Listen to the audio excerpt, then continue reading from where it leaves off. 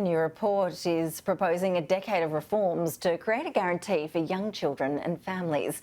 Joining us live now from Canberra is Travers McLeod from the Centre for Policy Development. Travers, appreciate your time. There's plenty of food for thought in this document, especially for our politicians as they finalise policies they'll be taking to the federal election. Just going through some of the issues you covered, looking at universal access to a minimum 3 days a week of free or low-cost early education and care from birth to school age. Just how clear are the benefits to that formula?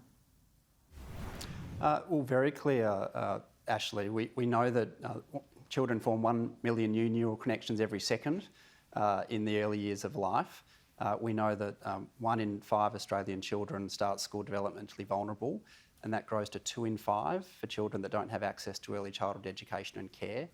Australia, I think, is 32nd of 38 of a list of wealthy countries around the world as ranked for childhood wellbeing outcomes.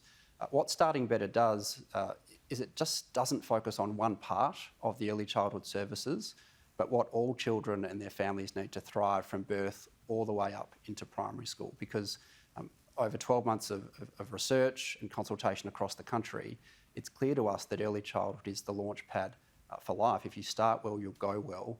All the evidence shows that, and we think there needs to be a nationwide guarantee for young children and families so that they've got that to rely on wherever they are in Australia, whatever they earn, and we think it would be a welcome reform, but it is ambitious, and that's why we stress that it could be achieved over a decade, and we've set it out in 3 phases. It certainly is ambition. I see that there's a recommendation for more paid parental leave to be shared between parents. I know overseas there are examples of countries offering a use it or lose it type PPL scheme. Is that the path you think Australia needs to head down? It is. So we've set it out in 3 phases. So the OECD average is about 51.5 weeks. So we've set it in the first phase going to 26 weeks, 8 weeks each for each partner, and then 10 weeks shared, and then to 30 weeks, and then 52 weeks with co-contributions from business.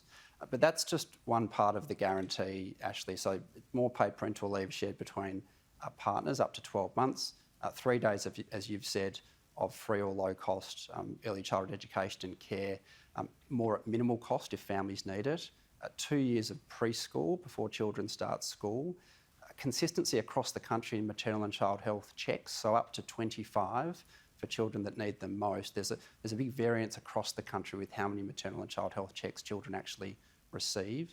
There's a navigator function to help families within communities to access the services and supports that they need most, because it is a very confusing and expensive system. And then there are ways to build in more seamless transitions to primary school from early learning, and a series of reforms to the way we measure early childhood outcomes and spread them across the system so that we can monitor not just the health and development outcomes of children, but also the health of the system, so that we can genuinely make it the best system in the world and the best one for Australian children.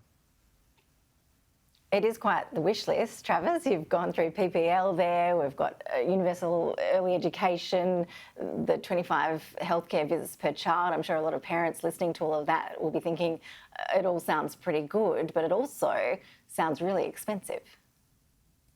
So it is a big investment, Ashley, and but there are huge returns. So the additional investment for the first phase of the guarantee is about $2 billion. And that grows up to $20 billion by 2030 if the guarantee is fully implemented with all of those elements of the package that I've just taken you through.